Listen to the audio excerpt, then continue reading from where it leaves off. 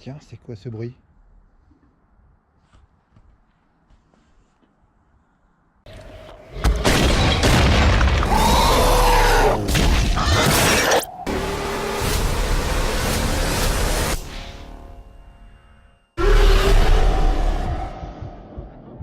Salut les amis, j'espère que vous allez bien. J'ai décidé aujourd'hui de vous parler du dernier film de Sean Black, c'est-à-dire de The Predator.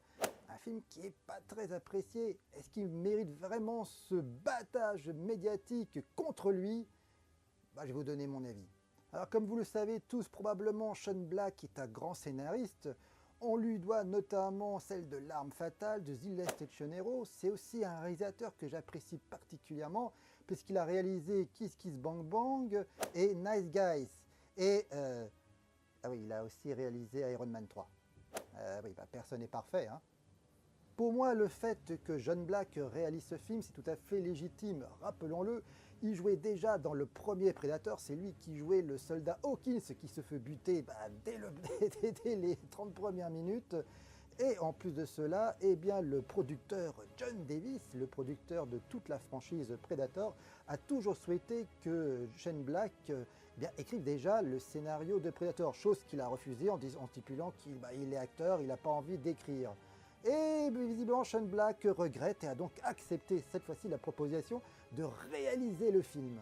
Avant de donner mon avis sur ce film, je souhaite dire que je suis un grand fan de la franchise Predator. Et oui, il en faut bien un. Et même les films comme le premier Alien vs Predator ou le Predator produit par Rodriguez, je les apprécie plutôt, je les trouve plutôt sympathiques, des bonnes séries B qui sont vraiment pas indispensables, c'est le moins que l'on puisse dire. Mais allez savoir, c'est peut-être la perversité du cinéphile. Il y a certains moments, il y a des films qui sont peut-être pas terribles, mais que j'apprécie. Et c'est le cas de la franchise Predator, notamment en tout cas Predator 2, pour moi, est incontestablement un bon film. Donc moi j'allais confiant en allant voir le dernier Sean Black. Et je vais donc donner tous les points positifs et négatifs pour moi de ce film. Car oui, il y a des points positifs sur ce film, contrairement à ce que disent certaines critiques qui disent que c'est un navet. Pour moi, c'est vraiment pas le cas. Bon, je vais spoiler un peu mon avis, c'est pas un grand film, il y a d'énormes défauts, mais il y a quand même quelques qualités qui, comme d'habitude, j'essaye de mettre en avant car j'aime pas trop saquer les films, c'est pas mon truc. Pour moi, si un film est un véritable navet, je ne préfère ne pas faire de vidéo dessus. Donc voilà, il y a quand même quelques qualités et je vais vous les dire tout de suite.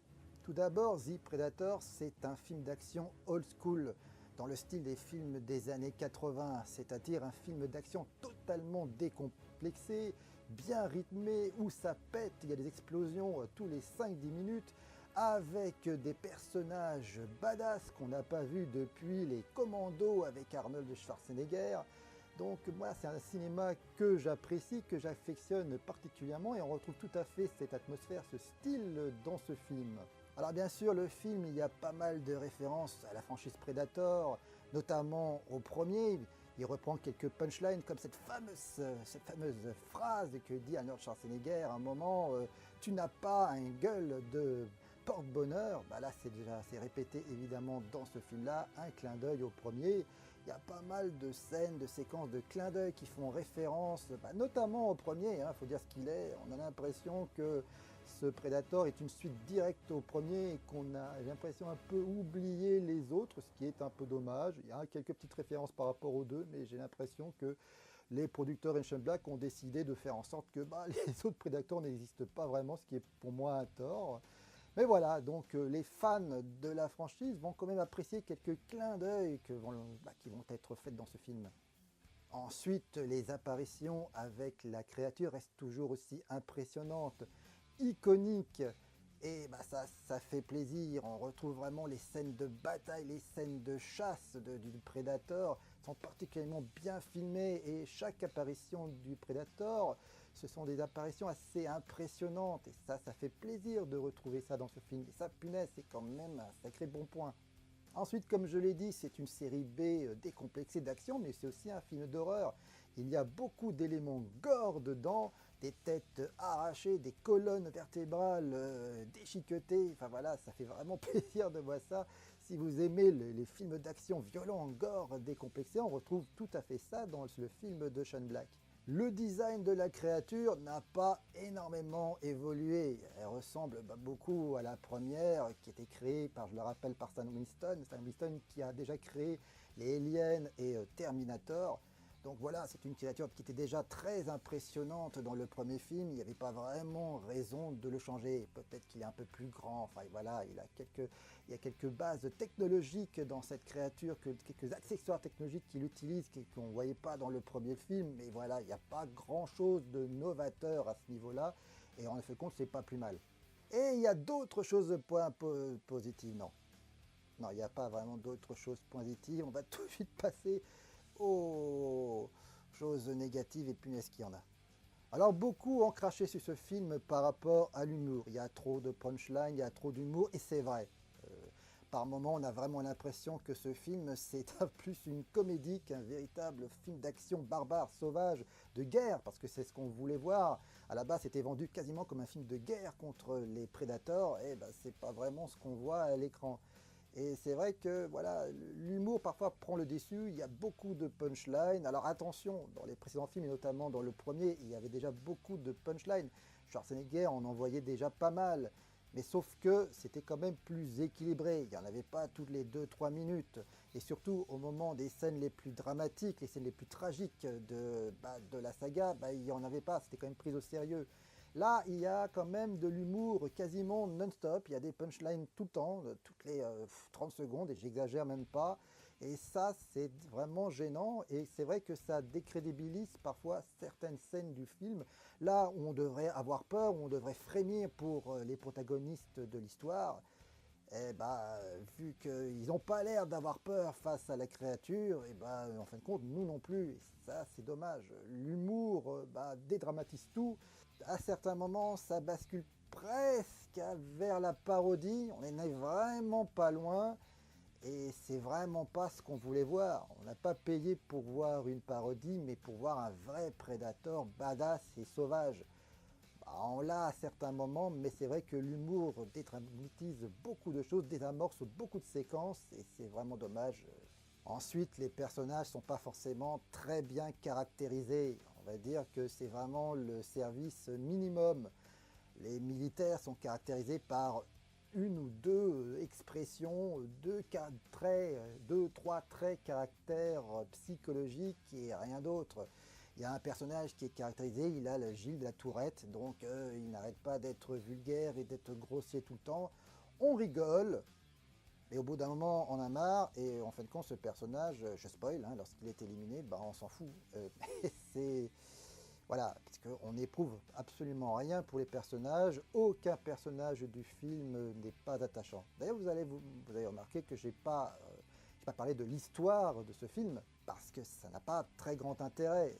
C'est un combat entre plusieurs aliens sur la planète Terre, et il y a un groupe de soldats désavoués par le gouvernement qui chassent ces prédateurs. Et c'est tout, c'est vraiment tout. Alors le film, il y a quand même quelques bonnes surprises, quelques bonnes idées, mais ça va pas jusqu'au bout. Un des personnages, un garçon du héros du film, il est autiste et grâce à son intelligence, il réussit à comprendre la technologie alien. Et qu'est-ce qu'il en fait? Pas grand-chose, mis à part mettre le masque d'un prédateur sur la tête et de se balader dans la rue puisque c'est Halloween, il fait rien avec. Et forcément, il est pourchassé par l'alien, et c'est tout. Ensuite, le film est aussi bourré d'incohérences, des scènes un peu bizarres. On voit d'abord les fameux dogs des prédateurs, les fameux chiens sauvages dressés par les prédateurs qu'on avait déjà vus dans le précédent film produit par Rodriguez, mais bon là ils sont quand même très différents. Et à un moment, un des dogs devient ami des terriens. Et pourquoi? Je me le demande encore. À vrai dire, pourquoi pas? Mais je peux aussi dire pourquoi. Et il y a pas mal de scènes un peu incohérentes dans ce film. On sent vraiment qu'il y a beaucoup de facilité narrative dans ce film. C'est un peu fait à la va-vite. il n'y a aucune profondeur et les rares bonnes idées sont ou désamorcées par l'humour ou ne va pas du tout jusqu'au bout. Au niveau de la musique, c'est pas Alan Silvestri qui compose, mais c'est exactement la musique d'Alan Silvestri. Hein. Il reprend absolument tous les thèmes qu'avait composé Alan Silvestri, donc c'est du Alan Silvestri sans que ce soit Alan Silvestri. Ouais, soit, pourquoi pas. Bon, la musique est bien sûr sympa, mais il n'y a évidemment aucune innovation dedans. Conclusion, car vous l'avez compris, c'est inutile d'en faire des tonnes et de parler, de discuter, de blablater 20-30 minutes sur ce film. Il n'en vaut pas vraiment la peine. Pour moi, ça reste une série B divertissante et qui a quand même quelques qualités. On ne s'ennuie pas, c'est quand même bien rythmé. Les effets spéciaux sont très bons. Le Predator reste toujours un alien, une créature iconique, intéressante. Mais malheureusement, le film l'exploite très mal. Il y a trop d'humour qui désamorce. Et les personnages ne sont pas attachants. Et en conclusion, le film n'apporte pas grand-chose à la saga, puisque les rares bonnes idées ont déjà été plus ou moins utilisées auparavant, ou alors ça ne va pas jusqu'au bout. Donc on a l'impression que c'est un épisode qui sert grosso modo à rien. Et c'est dommage, surtout qu'on attendait beaucoup plus de Shane Black, mais comme je l'ai dit, voilà, je ne suis pas déjà très fan d'Iron Man 3, et je pense définitivement que lorsque c'est un scénario original de Shane Black, lorsque c'est vraiment un univers qui lui est propre, comme ça a été de Kiss Kiss Bang Bang, ou de Nice Guys, il est excellent, mais dès qu'il ne faut surtout pas lui donner d'autres franchises, comme ça a été le cas d'Iron Man 3 ou d'ici des Predators, son style visiblement ne va pas avec ces films-là, et puis il a un peu tendance à être particulièrement cynique et à plus ou moins, je ne sais pas, déconstruire le mythe pour en faire, je ne sais pas, il doit être dans une période de je m'en foutiste où j'ai envie de tout détruire. Et ça se sent avec un Iron Man 3 ou avec The Predator, on a l'impression qu'il n'y croit pas et qu'il détruit les jouets qu'il a entre les mains.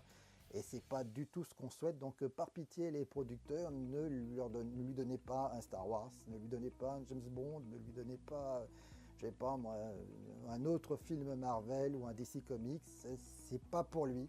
Qu'il fasse ses propres films avec son propre univers, là il est excellent, mais il ne faut pas lui donner d'autres franchises. J'ai l'impression que ça intéresse tout simplement pas. En tout cas, son style ne va pas avec. Voilà ce que je peux dire sur ce film, assez rapidement, hein, parce que vous avez bien compris qu'il n'y a vraiment pas grand-chose à dire sur ce Predator. Donc si vous êtes un fan hardcore de la série, allez le voir, pourquoi pas. Si vous êtes un fan hardcore de Shane Black, vous pouvez également le voir, parce qu'on peut dire que ce film est un bon Shane Black, mais c'est un mauvais Predator. Allez! En tout cas, si vous avez apprécié la vidéo, n'hésitez pas à la liker, à la partager, à la commenter, abonner à ma chaîne si vous appréciez l'ensemble de mon travail. Et je vous dis à une prochaine fois pour ma spéciale Halloween. Je vous dis bye!